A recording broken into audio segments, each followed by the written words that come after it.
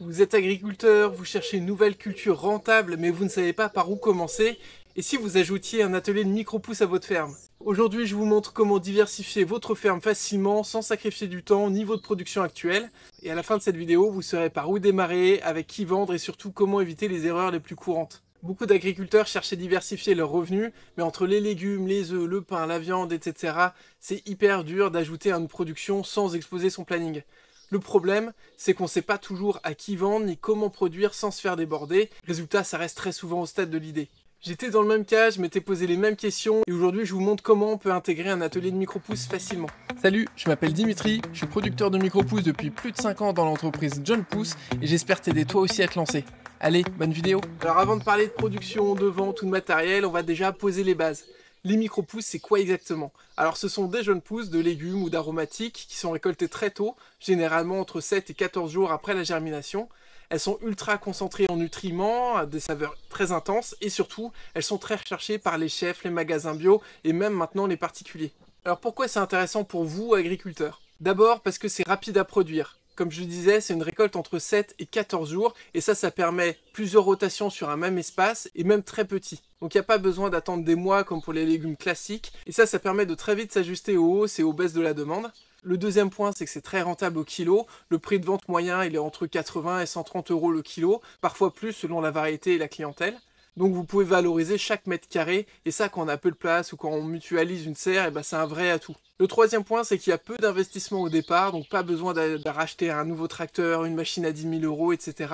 Quelques plateaux, de la lumière si besoin, du terreau et de l'eau, et vous êtes prêt à produire. Donc comme je disais juste avant, l'idée c'est aussi de mutualiser du matériel autant que possible, mais ça on en reparlera plus loin dans la vidéo. Et surtout, dernier point, ça s'intègre très bien dans une activité agricole déjà existante. Que vous faisiez du maraîchage, de l'élevage, des plantes médicinales ou autres, vous avez déjà des clients qui recherchent des produits frais, de qualité et locaux.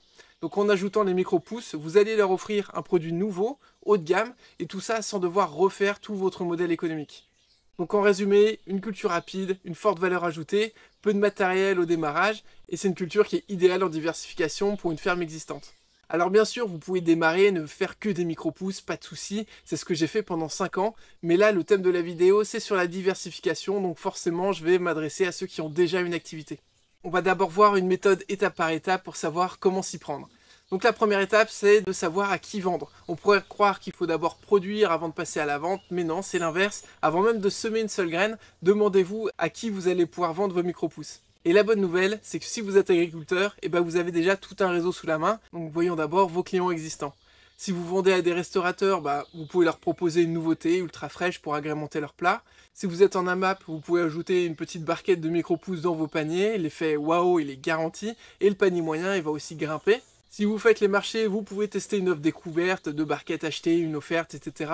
Ça c'est parfait pour créer l'habitude chez vos clients et ça leur permet de tester à moindre coût un nouveau produit qu'ils connaissent pas forcément. Et en magasin bio, les responsables ils cherchent toujours des produits locaux, sains et innovants et donc là les micro-pousses ça coche vraiment toutes les cases. Le gros avantage, c'est que vous pouvez d'abord commencer par augmenter le panier moyen sans avoir besoin de courir après de nouveaux clients. Donc vous rentabilisez très vite chaque livraison en apportant plus de valeur à chaque passage. Suivant votre contexte local, tous vos clients ne seront pas forcément intéressés, donc il faudra bien y réfléchir et surtout leur demander ou tester avec quelques échantillons pour comprendre réellement leurs besoins.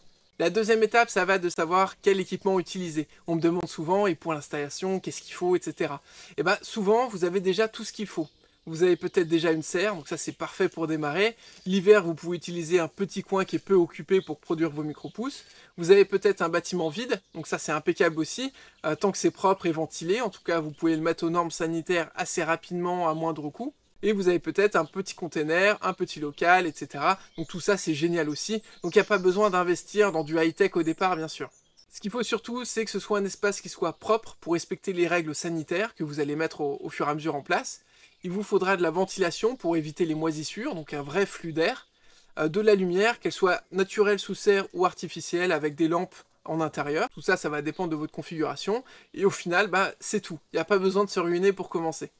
On peut vraiment commencer à moindre coût. Pour moins de 300 €, vous pouvez déjà faire de beaux plateaux, trouver vos premiers clients et donc pas besoin de s'emballer tout de suite dans une mise à grande échelle. Et c'est d'ailleurs le troisième point, commencer petit. La meilleure stratégie, en tout cas celle que j'ai utilisée, celle que je conseille, c'est de tester en douceur, de commencer petit, de tester le marché, de voir ce qui fonctionne pas, quelle variété, dans quelle manière vendre, etc. etc. Donc d'abord, je vous conseille de proposer une ou deux variétés max pour commencer, donc les grands classiques qui plaisent toujours.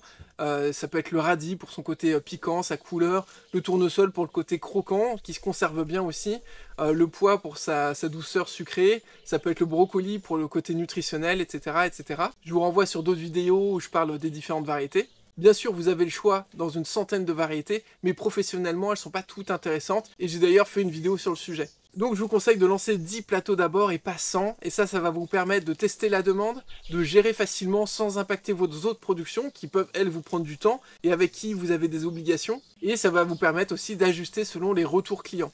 Et donc comme ça, vous allez limiter les risques, il n'y aura pas de gaspillage, pas de stress, vous restez vraiment maître de votre planning et de votre production. On va passer maintenant aux erreurs fréquentes. Alors la première erreur, c'est de produire beaucoup trop d'un coup et de ne pas livrer à temps du coup. Donc moi j'ai vu chez beaucoup d'agriculteurs qui se lancent au début, on est enthousiaste, on se dit que tout le monde va adorer et on sème beaucoup trop de plateaux d'un coup. Et le résultat, vous avez plus de pouces que de commandes ou pire, vous n'arrivez même pas à livrer à temps. Et ça c'est vraiment la catastrophe. Donc les clients vont être déçus, vous allez passer pour quelqu'un qui n'est pas fiable, pas professionnel. Et puis un client déçu, c'est très très difficile de le récupérer. Donc ma recommandation, c'est vraiment de commencer avec peu de clients, de les livrer parfaitement à chaque fois, et c'est beaucoup mieux de satisfaire 5 clients fidèles que de décevoir 15 clients en même temps. La deuxième erreur, c'est d'oublier l'hygiène et la qualité. Et les micro-pousses, c'est un produit ultra frais, fragile et sensible, et dans un atelier de diversification, on court déjà partout, on a déjà beaucoup d'obligations, et c'est facile de relâcher un petit peu l'attention sur la propreté ou la rigueur de production. Mais en micro-pousses, si la qualité baisse, les pousses vont flétrir vite, la moisissure va apparaître et ça peut finir direct au compost, sans parler des pertes de confiance des clients si vous avez des problèmes de ce côté-là. Donc le secret, c'est de monter en charge doucement, en maîtrisant chaque étape, en maîtrisant votre outil de production. Donc prenez le temps de sécuriser votre production avant de grossir. L'hygiène, c'est pas une option, il faut avoir les mains propres, un espace propre, des outils propres, et à chaque étape, vous allez gagner en fiabilité et en sérénité. Et vous retrouverez bien sûr aussi dans le cadre légal. Pour creuser le sujet, renseignez-vous sur les normes HACCP, ça va répondre à peu près toutes vos questions sur le sujet. Pour plus d'astuces sur les erreurs fréquentes à éviter, rendez-vous sur cette vidéo où j'en détaille plus, mais rien que là c'est déjà pas mal pour un bon départ. La troisième erreur, c'est de faire trop de variétés dès le début.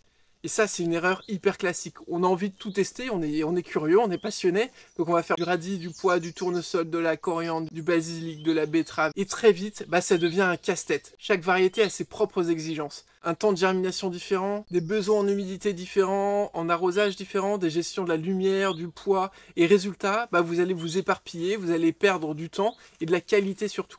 Et si vous en faites trop, vous allez aussi prendre beaucoup de temps à apprendre chacune des variétés parce que vous allez avoir votre cerveau un petit peu sur chaque variété. Et donc ça va être très compliqué aussi pour vous souvenir de ce que vous avez fait à chaque fois et comment améliorer les choses pour pas que les erreurs se reproduisent. Donc le bon réflexe, c'est de maîtriser d'abord 5-6 variétés seulement, celles qui se vendent le mieux et qui sont les plus simples à cultiver et qui soient assez variées pour combler le plus de monde possible. Variées avec des couleurs différentes, des textures, des tailles différentes, etc. Et avec ça, vous aurez une offre complète, facile à gérer, et surtout vous allez garantir une qualité constante. Alors pour faire un résumé rapide, si vous cherchez une diversification simple et rentable pour votre ferme, les micro-pousses sont une vraie solution à envisager. Rappelez-vous de proposer d'abord à vos clients existants, les restos, les AMAP, les marchés, etc. selon votre cas, d'utiliser déjà ce que vous avez à disposition en tant que matériel ou d'espace, donc ça peut être une serre, un local, un container ou autre, de commencer petit avec une ou deux variétés pour tester le marché sans pression et surtout de grandir à votre rythme en garantissant qualité et fiabilité à vos clients. Si vous appliquez ça, vous allez créer une nouvelle source de revenus régulière et facile à intégrer dans votre activité agricole. Et si vous voulez aller plus loin, je vous propose un accompagnement personnalisé. Rendez-vous sur mon site et là vous allez trouver toutes les prochaines formations, les prochaines dates de formation en ligne, les prochaines conférences gratuites aussi que j'organise où je vous présente ma méthode étape par étape pour construire facilement un nouvel atelier de production. Et surtout, on peut échanger sur votre projet en direct pour vous aider à démarrer simplement, rapidement et puis sans prise de tête. J'espère que cette vidéo vous a plu, pensez à la liker, à poser vos questions en commentaire et puis à vous abonner si ce n'est pas déjà fait. Ça m'aide énormément à faire connaître la chaîne et à continuer à partager tout ce contenu avec vous. Merci d'avoir suivi cette vidéo jusqu'au bout et à bientôt.